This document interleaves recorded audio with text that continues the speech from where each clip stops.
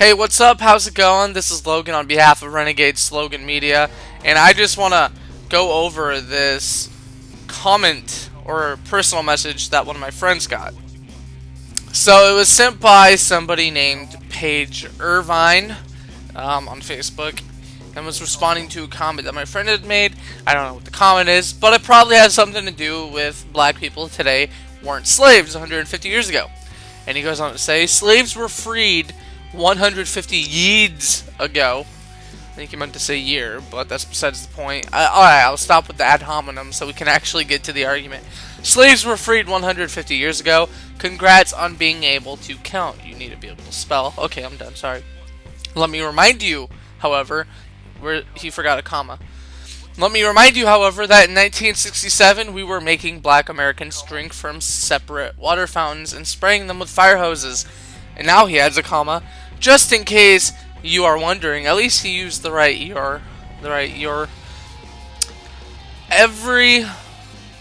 case you're ever looking, in case you're ever looking for answers when wondering whether or not BLM, Black Lives Matter, is valid or not. Okay, let's go over something so we can be historically accurate. Segregation ended in 1964 because in the Brown versus Board of Education case, the Supreme Court outlawed segregated public education facilities for blacks and whites at the state level. And the Civil Rights Act of 1964 ended all state and local laws requiring segregation. So it was a battle that started in 1954. So at first, when the battle began, education was desegregated. Blacks and whites were allowed to go to the same school, and then there is the Civil Rights Act of 1964, which allowed black people to escape segregation once and for all on both state and local levels, on every end of the spectrum, not just related to education. If it's 1964, okay, if you are the age of 50 to 51 years old,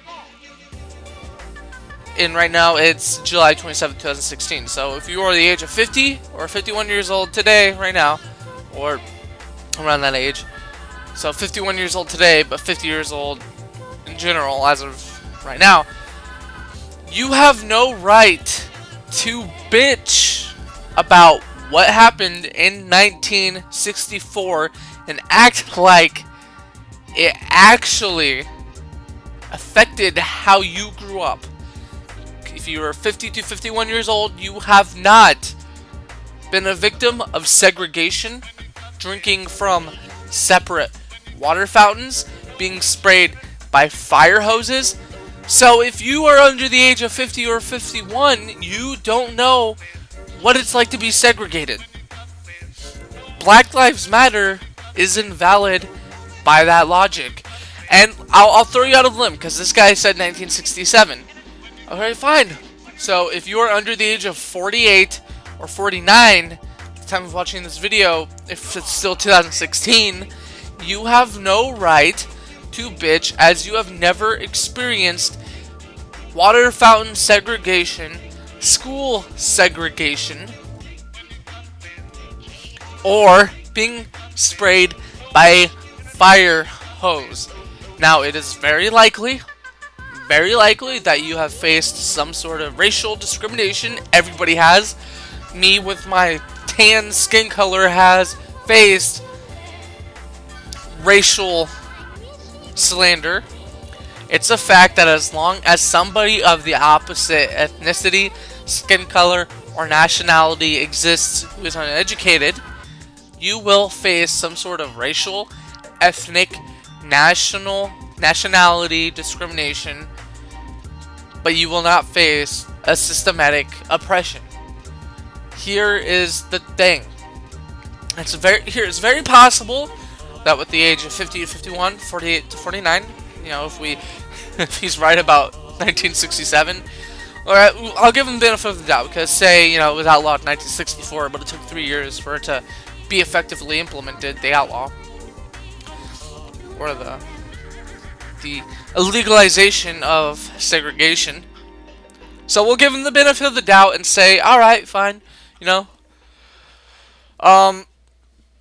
grandparent probably faced it, right? And I guess depending on how early your kids had kids and blah blah blah, maybe your great grandparents faced it. And of course, depending on how old you are, maybe your parents faced it. Maybe that happened. Okay, so fine, I'll give you that, I'll give you that. So, but when you say that black people were sprayed by fire hoses, obviously they were. No doubt about that. But you're referring to the Birmingham campaign, right? In Birmingham, Alabama, where they marched and they protested, and it was led by Martin Luther King Jr., James Bevel, Fred Shuttlesworth. You know, the campaign of non-violent direct action, which was pretty much created and accumulated between young black students and white civic authorities, which eventually led to the city government, the municipal government, to change its discrimination laws and whatnot, which was organized in 1963, which started with the boycott.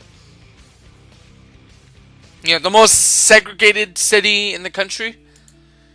Were you if you are the age of even 60, were you living in Birmingham, Alabama?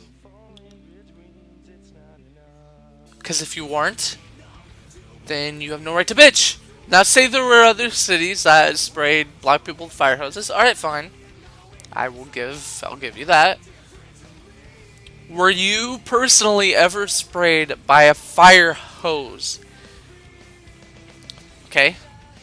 So, no, here's a list of questions to dissolve whether or not Black Lives Matter is valid. Number one question I have to determine whether or not Black Lives Matter is an accurate group or valid. Were you personally sprayed by a fire hose? If you have not, then you have faced no such discrimination in 1964 and 1967 via being sprayed by a fire hose. The argument is invalid if you have never experienced it, therefore this discrimination cannot affect your life. Just like how I have never owned a slave and I have never sprayed a black person with a fire hose, therefore I am not responsible for what some white person did in 1964, or as this person claimed, 1967. Number two, are there more white cops than black cops? In sheer numbers, yes. However, statistically, no. 12% of all police officers are black, and 12 to 14% of all the U.S. population is black. So this is what you would expect, an accurate representation of the black community. Do you have scholarships and grants accessible to you based on your skin color or ethnicity? The answer is yes, you do.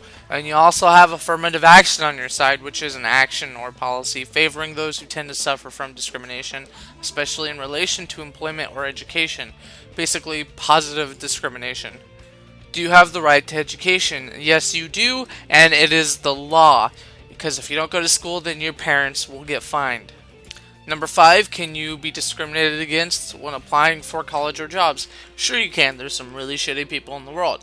But here's the thing, it's against the law, and you do have the law behind your back, and you also have affirmative action where they're told to favor colored people. If you are a black minority, you are a protected class by affirmative action. Number 6, do you have the ability to fight discrimination in a court of law? Simple answer, yes. Were you a slave? No. Number 8, can you name one legal benefit a white person has over you? If you can, then please put it in the comment section below. I want it to be written on paper. It needs to be a law, not just some personal, biased, or anecdotal evidence of discrimination. I want you to show me a law, a statute, either federal law, state law, or local law, which is still in practice today, that has aided in your discrimination. Time for some storytelling. I am technically white. You'd look at me and you'd probably think, oh, I guess he's white. I'm a mixed race. My mom's Cherokee Indian. My dad is a Greek, Iberian, Portuguese person with a little bit of Swedish in him. So I'm a mix of two different races of white people specifically the tan people, and then the 6 foot Viking people, and then of course the whoa, whoa, whoa type of people. I was racist, but I reserve that right because my mom's a redskin. So when I was younger, I was actually I go through phases where I'm either really pale, or I used to anyway. I would go through phases where I'm either really pale or really dark, to the point where I can actually pass as a Mexican or a Hispanic because of my Iberian Portuguese. But it was one of the pale phases I was going through as a little kid, and I was walking around the playground. There was a fence between me and a Mexican. The Mexican was drinking something and spitting it over the fence at me and through the fence at me. And he was a lot older than me, so if I had stuck up for myself, I probably would have gotten my ass kicked. But he was spitting on me. Of course, I don't know if this was because he didn't like me or because I was white, but I can sit here and say that this anecdotal evidence is proof that I have faced discrimination based on my skin color. And I don't hate Mexicans because of it, because 2 of my best friends are Mexican. So, there's that. And what they don't understand is that the culture I grew up in was a very heavily influenced Portuguese Hispanic type of culture. My sister-in-law is black and my cousins are Mexican, so I come from a very mixed family, and I'm still discriminated against based on my skin color. Discrimination is not unique to certain races, ethnicities, or nationalities. Discrimination is something that everybody can face, but it is up to you to decide whether or not that discrimination holds you down. If you let it hold you down and you become a gangbanger, a thug, or you blame other people for your problems, then you've already failed in society. But if you get discriminated against and you grow up and you learn from that and you do something with your life and you decide that this discrimination is not going to hold you down, you're going to have healthy kids and discrimination is not going to hold them down, and you're going to make something out of your life, then you are winning. You are better than the people that discriminated against you. But if you decide to fight racism with racism, in other words, reverse racism, which is stupid because it's just another word for racism, then you failed. You have nobody to blame but yourself for every obstacle in your way. For every one shitty person, there's at least 20 great people. I would even say 100 great people. For every one job that you get declined based on your skin color, every college education you get declined on your skin color, there's plenty of other colleges and other jobs out there with people who are amazing, big-hearted, open-minded, and who would love to have you on their team and help make them money, help grow their business, at the same time you get paid. That's how it works. That's how it should work. Quit scapegoating other people for your problems. You face the discrimination, but then it is up to you to decide how you're going to take that discrimination. You're either going to let it be an obstacle or you're going to brush it off. Have a good day.